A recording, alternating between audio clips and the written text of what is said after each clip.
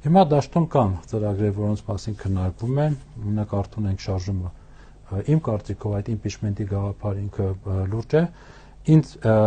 համոզմամբ հենց այս բան, եթե գտնվի տեխնացու, իսկ ես կարող եմ առաջարկել անուններ։ Օրինակ անուններ տվեք։ Տեխնացուի կռիվ է տևական ժամանակ։ Տեխնացուի անվան շուրջ ընդդիմադիր թևերը չեն կարողանում գալ համաձայնության։ Տեխնացուն դարձել է կռվածաղիկ։ Բայց ուր է կա տեխնացու, որի շուրջ կռվում է, ես չեմ տեսել։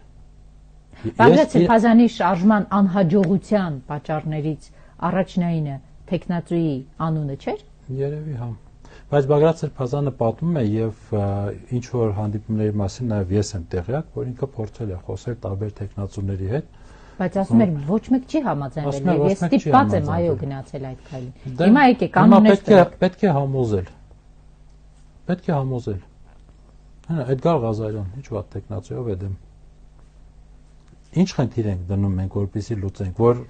չենք ասում, չէ, որ դրվում է Հայաստանի ապագա իշխանության հարցը, ասում ենք դրվում է դավաճան իշխանությունների հեռացման հարցը։ Դրվում է ժամանակավոր տեխնացիով պիտի գա, հետո կգնա ընտրություններ եւ այլն։ Ով կա, որ էլի մերժելի չէ, դեռ հանրային կարծիքը մի կողմ եմ դնում, դեռ որ քաղաքական ուժերը Արթուր Վանեցյան պիտի մերժեն, կարծես երկու կողմերի հետ էլ հավասարապես կամ դիստանցավորված է կամ հավասարապես համագործակցում է։ Էլում գտնենք, մտածենք, էլի շատ կան, իրականում կան։ Կգտնենք լավ հայտնի ինչ որ մի լավ լրագրող։ Վանեցյանը օրինակ կուզենա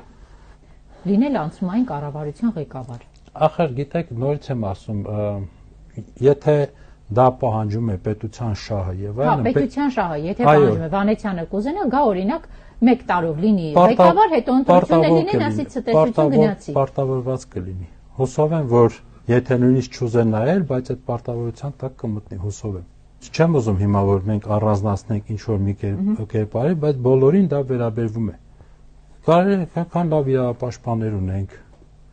որ լավ եւ իրավական համակարգն են պատկերացնում եւ այլն, ցանկացած մեկին։ Դե բայց մարդիկ եթե կային ուր էին միջև հիմա ինչին են սպասում։ Ինչի Նիկոլ Փաշինյանը էլ ինչու պետք է հանձնի։ Չեն կարող ինքն առաջադրվել։ Օրինակ Էդգար Ղազարյանը կարողացել ինքն առաջադրվել եւ պետք է օգտվել այդ հնարավորությունից։ Չէ, եթե մենք ասում ենք դրված է պետության շահը, ուրեմն պետության շահը նաեւ այդ գործիչներին պետք է պարտադրի գնալ ռադիկալ քայլերի։ Եվ հարց է առաջանում Նիկոլ Փաշինյանը էլ ինչը հանձնի, որ դուք գնաք ռադիկալ քայլերի։ Տո պետք լինի ինքնաառաջադրվեք, պետք լինի այլ բան անեք։ Լավ հարց է։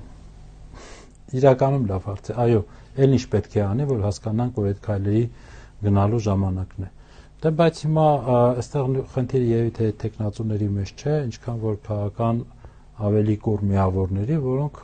ամեն մի անվան տակ հետ նայում են բան, այսպես բեքգրաունդներ են սկսում փնտրել, սրան են դնում, որովհետեւ բարձում է նրա խնամին, նրա չգիտեմ ինչն է, ու մեզ այս 7 շրջադարձին խափելու են կամ ոչ մեկ չի հասկանում, ընդհանուր կորցնում ենք։ Այո, մենք ընդհանուր կորցնում ենք, մեր երկրի տարածքը փոքրանում է եւ միևնույն ժամանակ քաղաքական դաշտում կա որոշակի շրջանակ, որը առաջնորդվում է հետեւյալ սկզբունքով՝ նախկիններին բացառելու սկզբունքով։ Մարդիկ են, որոնք ասում են հաջորդ իշխանությունը պետք է լինեն նորերը, նախկինների վերադարձ պետք է չլինի։ Գիտեք, ես արդեն չգիտեմ ով է նախկին, ով նախկին չի։ Ժորժա, մենք խոսում ենք մի իշխանության մասին, որը Հայաստանում իշխանությունը 7 տարի։ Դարձան նախկին արդեն իրենք։ Դե 7 տարի, հասկանում եք, 7 տարի առաջվա աղավնի նույնը չի ինչ որ այսօրվանը կամ հրանտը։ Ավելի աշխարհընկալումն է փոխվել մարդկանց, կենսափորձն է շատացել։ Կյանքի դասերը, նպատակներն են փոխվել։ Մեկին, չգիտեմ, փառքը սարքել է փառամոլ ու անպետ մի բան, մյուսը կարողացել է դա հաղթահարել։ Բոլորն են փոխ 7 տարի է անցել, հասկանաք 7 տարի սրանք իշխանության են։ Այս երեկվա բանը չի։ Իսկ այն որ ասում եք նախկին այն ձեր ասած են կամ ժողովրդի ասած են շատ նախկինների մի մասը արդեն չկաներ, մահացել են։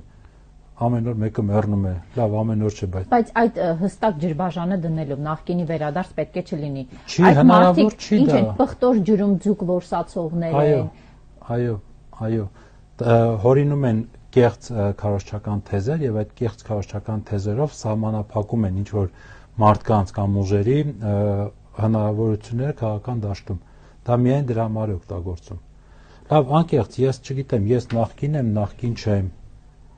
Հա, մյուսը որ երիտասարդ մարդկանց են ասում նախկինը, կնեց մարդկանց են ասում, որ դուք այն լափամանից օգտվել եք, որ մարդիկ այն տարիներին երեխա են եղել, փոքր երեխան, դպրոցահասակ երեխաներ են եղել։ Դրա համար ես այդ խորհուրդ եմ տալիս, իսկապես սկսենք մոռանալ այդ նախկին, ներկա եւ այլն։ Մենք պետք է հասկանանք կառավարման ինչ որակի կառավարիչներ ենք ուզում, որ ինչ խնդիրներ լուծեն մեր պետության համար։ Եվ դրա հետևից գնանք, եթե այս մարդը կարողանում է կոպիտ ասած ապահովել խաղաղություն, զարգացում, վերականգնում, գնալ այդտեղ։ Լավ, նվազագույնը կասեցնի, անկման այս ընթացքը գնանք, այդ մարդկանց թիկունքին կանգնենք։ Շնորհակալ եմ։ Սիրով։